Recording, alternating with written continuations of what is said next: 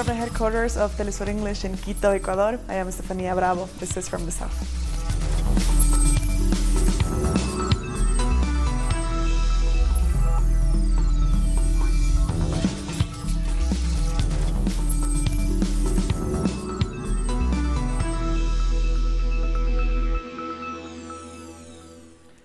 The United Nations Security Council is holding a meeting on this situation in Venezuela.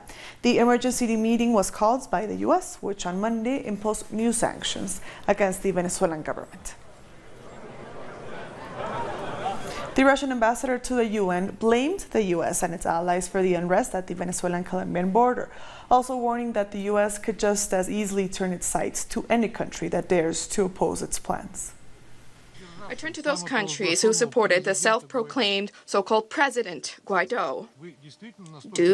Are you truly so naive? Do you really believe that you are immune to this?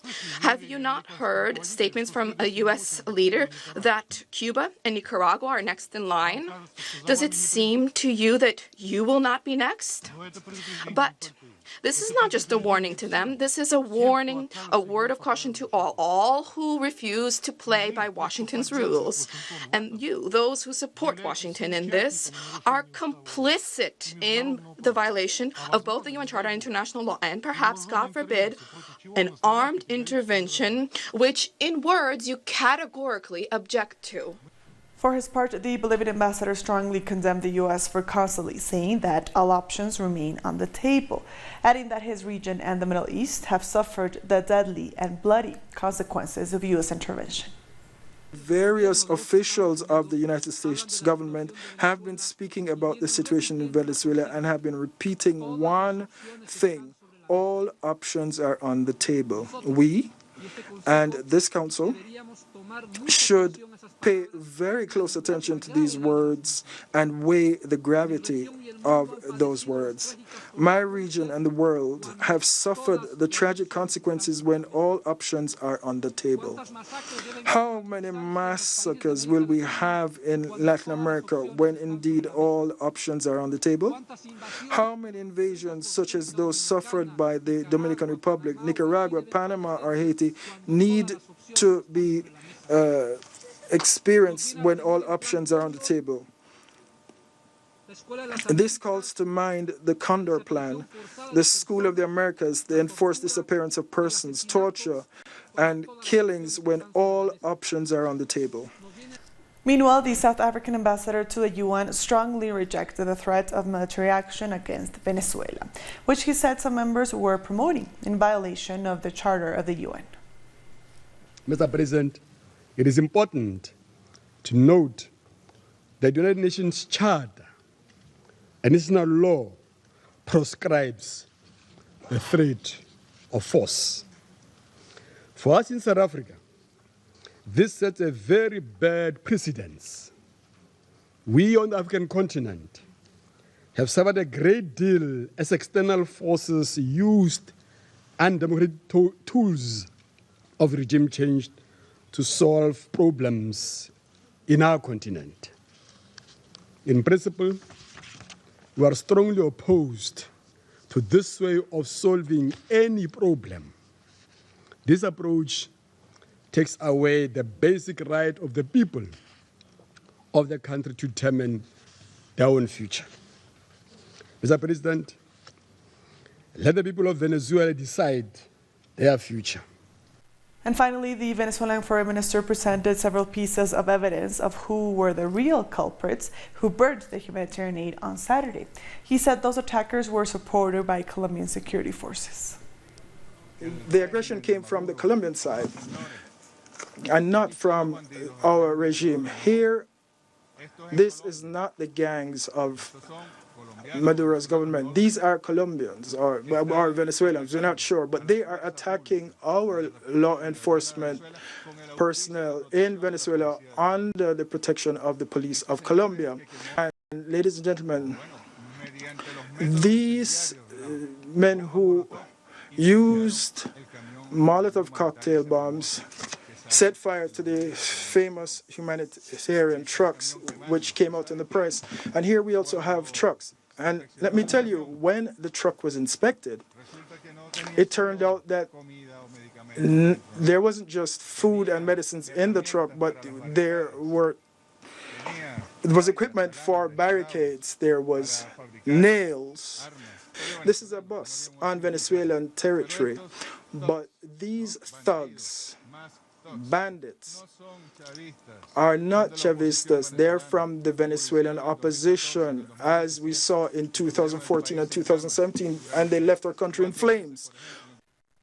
And now let's go to Washington, where our correspondent Jorge Gestoso joins us live with more details on the UN Security Council meeting. Jorge, what's the latest? The latest is that there is a clear majority. The United Nations Security Council asking for dialogue, asking for peaceful resolution of this crisis. It's also very important that most of the key countries of the world, like Latin American countries, Caribbean countries, China and Russia, are all requesting exactly the same from the United Nations to be a mechanism of peace and not let themselves to be run by threats of military intervention, violating the charter of the UN and the international law as it's taking place now. What is very important of what Jorge Arriaza, the foreign minister of Venezuela, has concluded was he was asking a resolution that definitely rejects the threat of the usage of force in this case, and also he's mentioning that for the first time it's very clear after these weekend events that the US and Europe has already recognized, and his words, an absolute dictator, an absolute, he says, dictatorship with Juan Guaido.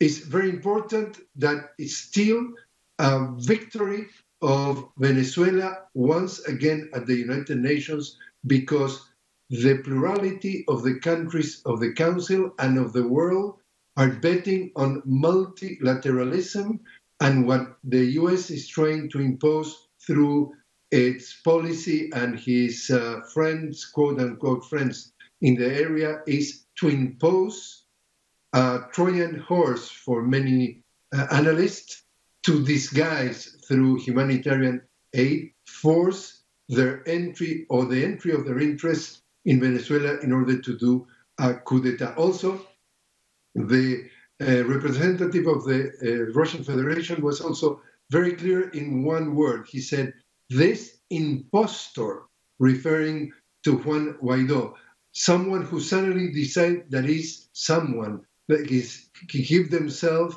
a title, absolutely violating all the constitution of its own country and all the international laws. So, bottom line, a big victory again of Venezuela tonight for the second time in the Security Council of the United Nations, second time in this month, and the will of the whole world to resolve every possible conflict by dialogue, by peace, and by multilateralism, even with the mediation of the United Nations. I'll get back to you now. Thank you, Jorge, for your report. That was Jorge Gestoso live from Washington.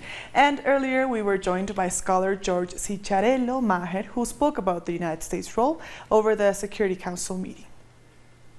Part of what the United States is attempting to do is to develop some kind of international support for a coup that's really faltering and indeed has arguably already failed. The U.S. and its sort of like proxies in Venezuela attempted a coup 1 month ago. They thought that it would be very quick. They thought that they could simply put Juan Guaido into power and then the Venezuelan military would crack and would come to support him. That failed. This attempt, this charade on Saturday to drive and force so-called fake humanitarian aid across the border also similarly failed. And what you've seen is now the increasingly desperate attempts to sort of get the Lima Group to sign on to an armed intervention, to get the Security Council to pave the way for some kind of more direct intervention by the United States. Moving on Monday, Univision reporter Jorge Ramos was removed from Venezuela following a contentious interview with President Nicolás Maduro. On his return to the U.S., Ramos was questioned by journalist Max Blumenthal. Here's the exchange. Any plans to confront Marco Rubio about his threat to kill Nicolás Maduro by posting pictures of him and Gaddafi? Any plans to confront Marco Rubio about his threats of military invasion, or to confront Donald Trump about the sanctions on Venezuela? What I can tell you is that many people here in the United States supporting what we were doing, and that Marco Rubio, Vice President Pence, and many others were supporting what we were doing over there. Max Blumenthal just sent us this report about the incident. Let's listen. I'm in Miami-Dade International Airport, and I just wandered off a flight from Caracas when I walked right into a press conference with Jorge Ramos, the Univision personality, who was surrounded by a gaggle of fawning press as he talked about his 3-hour detention at Miraflores Palace by the guard of Nicolás Maduro after he engineered a confrontation with Maduro about people digging through trash in Caracas, as if that doesn't happen minutes from the White House. I've actually seen it many times. I wandered up and asked Ramos, now that he's back in the U.S., if he had any plans to confront the sitting senator in Florida, Marco Rubio, about his call for the murder of Maduro, which he did on Twitter repeatedly, juxtaposing pictures of Gaddafi before and after his murder in reference to what he'd like to see happen to Maduro. Ramos's response was absolutely stunning. Not only did he refuse to answer my question, he actually said that he had the support in Venezuela of Vice President Mike Pence and Marco Rubio himself, that he was acting essentially as a proxy of Rubio, Pence, and the Trump administration's plan for regime change and its threats of military violence against Venezuela. So here you have the ultimate gotcha ambush journalist facing a tough question and not being able to answer, and admitting that he's not such an independent journalist after all, that he's actually a proxy of the U.S. regime change machine. And there are few better exchanges than the one that I just had with Jorge Ramos to demonstrate the role that corporate media is playing in Latin America in pushing for the recolonization of countries like Venezuela and Nicaragua, and supplying the mood music for regime change. We thank Max for that. The Venezuelan president addressed the International People's Assembly on Tuesday night, saying that the opposition's plan was to smuggle riot gear into the country by passing it off as humanitarian aid has failed. Criminals paid by Ivan Duque brought violence here. They went to the trucks, and when we checked the trucks in the bridge, we found riot gear, war equipment, metal cables, and razor wire. Is that humanitarian aid? What did they want to do? The plan was to get those criminals into Venezuela with the riot gear, and then distribute that material to start riots in all border towns. An outpost of the Bolivarian National Guard near the border with Colombia was attacked by paramilitary forces early on Sunday. This is believed to have been part of the opposition's plan to destabilize the region following their attempts to force so-called humanitarian aid on Saturday. Let's find out more in this report. Heavily armed paramilitary groups ambushed an outpost of Venezuela's National Guard near the Colombian border at dawn on Sunday, February 24th. But the National Guard resisted the attack, which lasted more than an hour. The paramilitary's objectives was to capture the Venezuelan soldiers. An investigation has revealed that deserters provided the attackers with details of where the soldiers slept, where the weapons were kept, and which are the strategic points of the outpost. And what were you thinking at that moment? To defend our ground and not surrender. That is not what we are here to do. We are here to defend our homeland. They were surprised that we didn't surrender. We stand strong.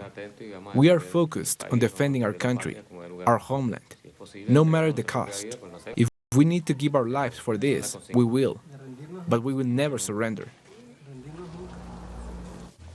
The growing pressure on the United States, Colombia and their allies are not breaking the spirit of the armed forces. But it wasn't only men defending their border post, but also women. They are ready in the case of another attack, with concerns the outpost would be used to simulate fighting between Venezuelan soldiers. We are not ruling anything out. We need to be prepared for everything and fulfill the objective of defending our homeland. This attack took place just hours after opposition forces tried to bring so-called humanitarian aid into the country on Saturday. Has the attack worked? Investigations revealed barricades would have been set up in a town nearby in order to stop reinforcements from advancing. But just as forcing so-called aid into the country, this plan also failed. We now take you live to New York, where the Venezuelan foreign minister is speaking at the UN. Let's listen in. General Antonio Guterres, and they agreed upon a mechanism to increase cooperation and to receive technical and humanitarian assistance through the United Nations. And we have been receiving it, as was said by the ambassador of the Russian Federation, and other countries of the region through this mechanism have been providing this through the United Nations.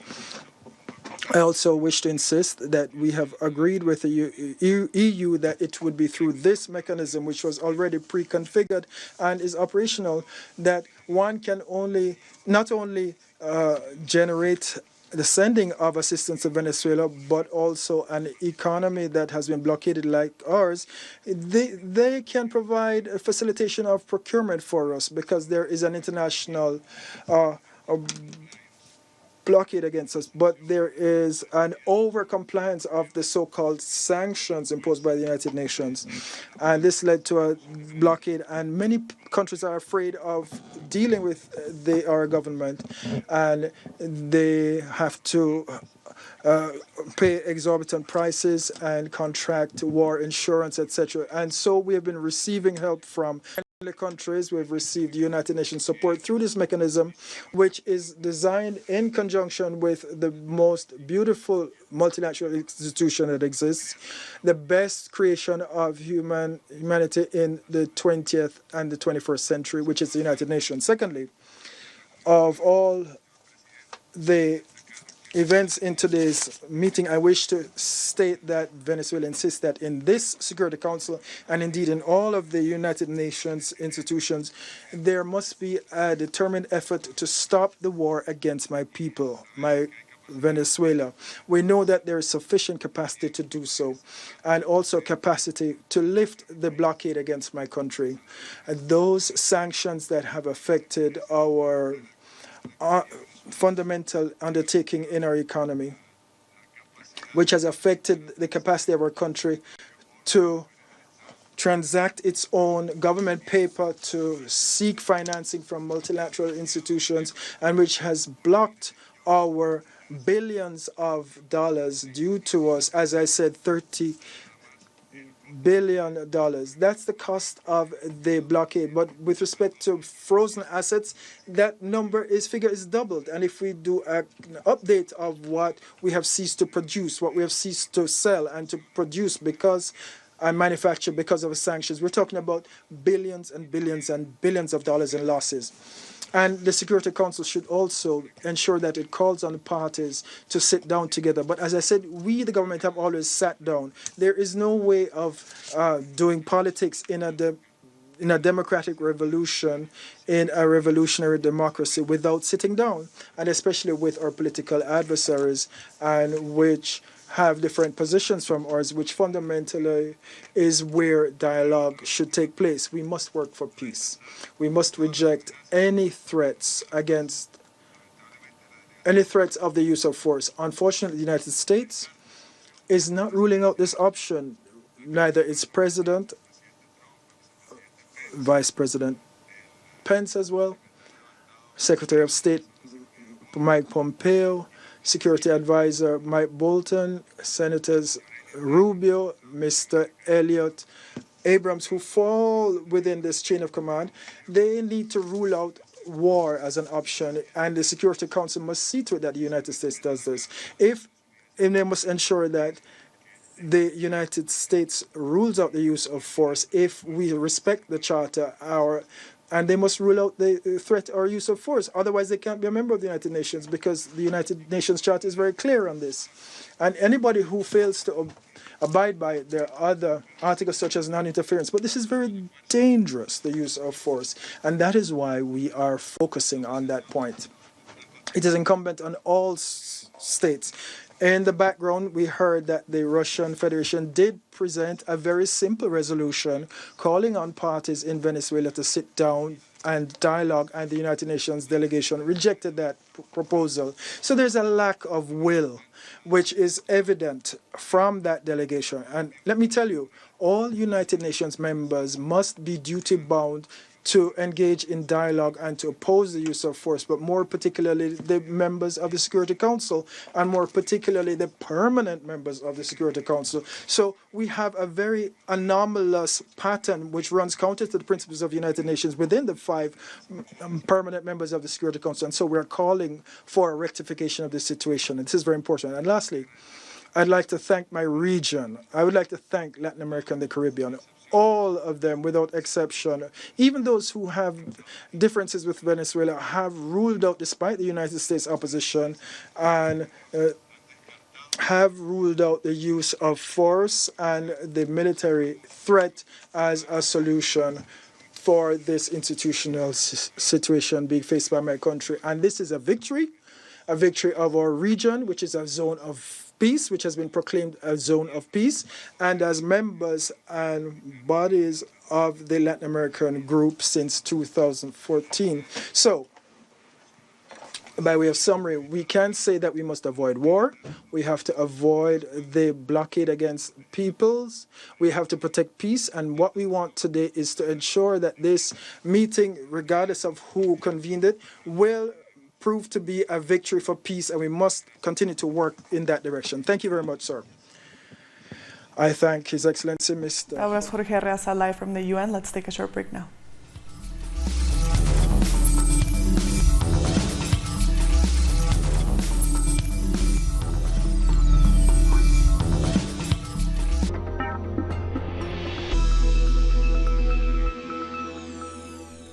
Welcome back. Nigeria President Muhammadu Buhari has been re-elected as the country's president.